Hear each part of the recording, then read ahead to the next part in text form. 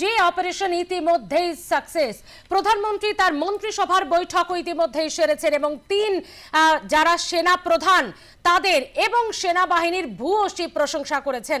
আগামী কাল রয়েছে সর্বদলীয় বৈঠক। রাহুল গান্ধী তিনি রাষ্ট্রপতি তারা ইতিমধ্যে এক স্যান্ডেলে জয় হিন্দ বলে সম্মান জানিয়েছেন, শ্রদ্ধা জানিয়েছেন প্রত্যেক সেনাবাহিনীর কর্মীকে। এবং ইতিমধ্যেই জানা যাচ্ছে পাকিস্তানের হাসপাতালে পৌঁছেছেন সে দেশের এক সেনা অফিসার, কারণ ভারতের প্রত্যাঘাত অপারেশন এবং সেই অপারেশনে মাসুদ আজহারের পরিবারের 14 জন তারাও আহত হয়েছেন, তার ভাই রয়েছে। সেই ছবি আপনাদের সামনে। পাকিস্তানের হাসপাতালে পৌঁছেছেন সে দেশের এক সেনা অফিসার। সূত্রের খবর, ভারতের প্রত্যাঘাত অপারেশন সিঁদুর, প্রত্যাঘাতে নিহত মাসুদ আজহারের পরিবারের 14 জন। মাসুদ আজহারের ভাইকে দেখতে হাসপাতালে পৌঁছেছেন সে দেশের সেনা অফিসার। কথা বলবো, আমাদের সঙ্গে রয়েছে আমাদের প্রতিনিধি সঞ্জু সুর নিউজরুম থেকে সরাসরি। সঞ্জু, তিনি পৌঁছে গেছেন, ইতিমধ্যেই সে দেশের এক সেনা অফিসার পৌঁছে গেছেন মাসুদ আজহারের ভাইকে দেখতে, সেই ছবি আমরা দেখাচ্ছি। পুরো প্রেক্ষাপটটা ঠিক কি? দেখো, যে পাকিস্তান বলে কিনা যে তারা নাকি সন্ত্রাসবাদী হামলার অন্যতম শিকার, যে পাকিস্তান বলে যে তাদের মাটিতে সন্ত্রাসবাদের কোনো জায়গা নেই, এই ছবিটাই প্রমাণ করছে যে পাকিস্তান কিভাবে সন্ত্রাসবাদীদের পাশে দাঁড়ায়। দেখো, যে সেনাপ্রধান গেছেন হাসপাতালে, এই সেনাপ্রধান কাকে দেখতে গেছেন? দেখতে গেছেন মাসুদ আজহারের ভাই তাকে দেখতে, যে মাসুদ আজহারের ভাই হচ্ছে জৈশে মোহাম্মদের অন্যতম কার্যকরী প্রধান। যে কার্যকরী প্রধান গতকাল রাত্রিবেলায় এই বহরমপুরের যে মসজিদে জৈশে মোহাম্মদের অন্যতম সদর দপ্তর বলা হয়, মাসুদ আজহার যে মসজিদে আসেন, যেখানে জঙ্গিদের প্রশিক্ষণ দেওয়া হয়, সেই প্রধান, তার নাম সম্ভবত রউফ আসগর, মৌলানা রউফ আসগর। এই রউফ আসগরকে দেখতে গেছেন পাকিস্তানের এক সেনা আধিকারিক।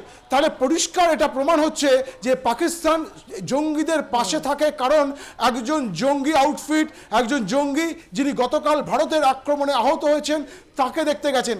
যদিও ভাওয়ালপুরের যে ঘটনা, গতকাল রাত্রে ভাওয়ালপুরের যে মাদ্রাসা মার্কাজে সুবহান আল্লাহ, সেখানে যখন আক্রমণ করে ভারতীয় এয়ার স্ট্রাইক করা হয়, তাতে এখনো পর্যন্ত পাওয়া খবর যে মাসুদ আজহারের পরিবারের 10 থেকে 14 জন, নির্দিষ্ট সংখ্যাটা এখনো পর্যন্ত পরিষ্কার সামনে আসেনি, কিন্তু কোনো মহল থেকে বলা হচ্ছে যে 10 জন মারা গিয়েছে, কোনো মহল থেকে বলা হচ্ছে না, সেই সংখ্যাটা অধিক, প্রায় 14 জনের কাছাকাছি মাসুদ আজহারের পরিবারের লোকজন মারা গেছে।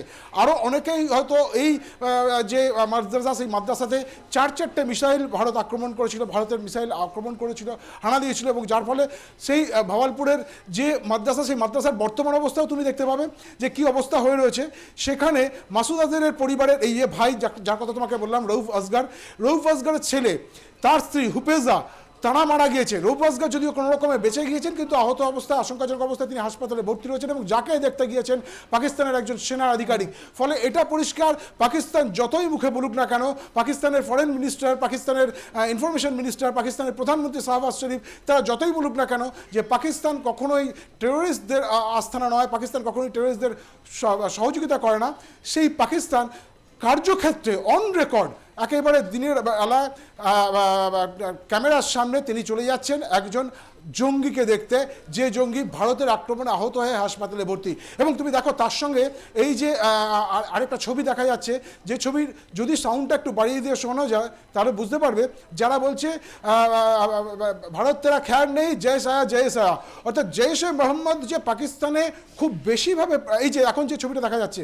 এখানে, এরা কিন্তু বলাবলি করছে যে ভারত তেরা খ্যার নেই, জয় সায়া, মানে জৈশে মোহাম্মদকেই তারা যে পানা দিয়ে রেখে দিয়েছে, জৈশে মোহাম্মদকে তারা যে সমর্থন করে পাকিস্তানের মাটিতে দাঁড়িয়ে, সেই ছবিটা কিন্তু পরিষ্কার। ফলে পাকিস্তান যতই বলুক না কেন যে সন্ত্রাসবাদের বিরুদ্ধে তারা লড়াই করে আসছে অনেক দিন ধরে, এটা আদপে একটা ফাঁস কথা, এর কথার কোনো মানে নেই, কারণ তারা প্রত্যেকটা ক্ষেত্রে শুধুমাত্র জঙ্গি সংগঠনগুলোকে অর্থ সাহায্য দেওয়া নয়, তাদের ভূমি, তাদের মাটি, তাদের আকাশ ব্যবহার করার সম্পূর্ণ খুলি ছুট দিয়ে রেখেছে। আরও একটা জিনিস বলে রাখি, যে এই ভাওয়ালপুরের যে মাদ্রাসা মার্কাজে সুবহান আল্লাহ, এই মার্কাজ সুবহান আল্লাহর ঠিক অদূরেই রয়েছে পাকিস্তানের একটি সেনা ঘাঁটি।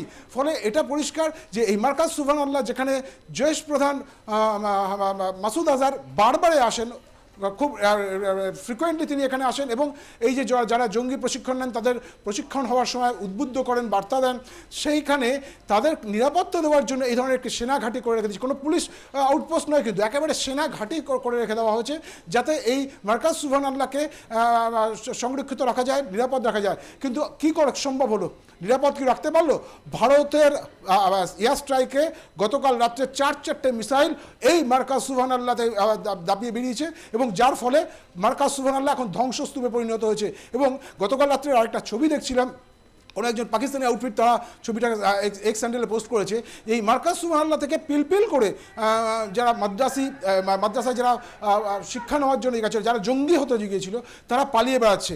এখন এটা তো অস্বীকার করার কোনো জায়গা নেই। এই ছবি পাকিস্তান থেকে আসছে, এই ছবি পাকিস্তানের মাটিতে, এই ছবি পাকিস্তানের ভাওয়ালপুর। আরও একটা গুরুত্বপূর্ণ বিষয় হচ্ছে ভাওয়ালপুরের দূরত্ব ভারতীয় বর্ডার থেকে প্রায় 100 কিলোমিটার বেশি, 150 কিলোমিটার আশেপাশে।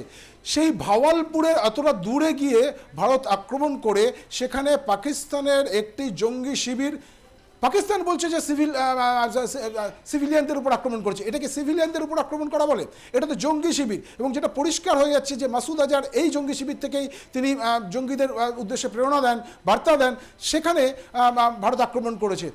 যাই হোক না কেন, একটা জিনিস পরিষ্কার, পাকিস্তানের মুখোশ বারবার এই ধরনের ঘটনাতে টেনে খুলে দেওয়া হয় এবং এবারও খুলে যাচ্ছে এবং আরও সারা পৃথিবীর কাছে আরও প্রকৃষ্ট হয়ে যাচ্ছে যে পাকিস্তান কিভাবে জঙ্গিদের আশ্রয়দাতা হয়ে উঠেছে। এবং আজকে শুধু ভারতবর্ষ নয়, সারা পৃথিবী বলছে যে পাকিস্তান আর নামটা বদলে টেররিস্তান করে দেওয়া উচিত। তার কারণ তারা শুধুমাত্র টেররিস্টদেরই জন্ম দেয়, সাধারণ পাকিস্তানি বোধহয় আর পাকিস্তানের মাটিতে জন্ম নেয় না। বারবার করে এই ধরনের ঘটনা কিন্তু এটা প্রমাণিত হয়ে যাচ্ছে। এবং এটা নিশ্চিত করে বলা যায় শুধু মার্কাজ সুবহানাল্লাহ নয়, মার্কাজ তৈয়বা যেটা মুরিদকে শহরে রয়েছে, পাকিস্তানের পশ্চিম পাঞ্জাব প্রদেশের একটি শহর মুরিদকে, সেই মুরিদকেতে আরও একটি মাদ্রাসাতে ভারত আক্রমণ চালিয়েছে। হ্যাঁ, ভারত মাদ্রাসাতে আক্রমণ করেছে, যে মাদ্রাসাগুলো আদপেও মাদ্রাসা নামের আধারে জঙ্গি কার্যকলাপ করার পীঠস্থান, যেখানে শুধুমাত্র জঙ্গি তৈরি হয়, সেই ধরনের মাদ্রাসাতেই ভারত আক্রমণ করেছে। ভারত কোনো সাধারণ সিভিলিয়ানদের জন্য তৈরি মাদ্রাসাতে আক্রমণ করেনি। ফলে মুরিদকে বলো বা ভাওয়ালপুর বলো, এই দুটো জায়গা, একটা হচ্ছে মুরিদকে হচ্ছে লস্কর-ই তৈয়বার অন্যতম গুরুত্বপূর্ণ ঘাঁটি এবং ভাওয়ালপুর হচ্ছে জৈশ-এ মোহাম্মদের অন্যতম গুরুত্বপূর্ণ ঘাঁটি। যে দুই সংগঠন সারা পৃথিবী জুড়ে অন্যতম গুরুত্বপূর্ণ বা অন্যতম ঘৃণিত টেরোরিস্ট সংগঠন, একটা জৈশ-এ মোহাম্মদ আর একটা লস্কর-ই তৈয়বা, এই দুটো জায়গায় কালকে রাত্রিবেলা ভারত আক্রমণ করেছে। সহবত শিখলে পাকিস্তানের ভালো, পাকিস্তানের সাধারণ মানুষের ভালো, পাকিস্তানের সাধারণ মানুষের উচিত এখন এই ধরনের ঘটনাগুলোর পরিপ্রেক্ষিতে তাদের দেশের সরকারের এবং তাদের দেশের মধ্যে এই যে জঙ্গি সংগঠনগুলো আছে তাদের বিরুদ্ধে ব্যবস্থা নেওয়া, নাহলে অচিরেই কিন্তু পাকিস্তানের অবস্থা আরও ভঙ্গুর হবে। ধন্যবাদ সঞ্জু। ভারতের মাটিতে বেছে বেছে হিন্দু নিধনের বদলা নিল ভারত।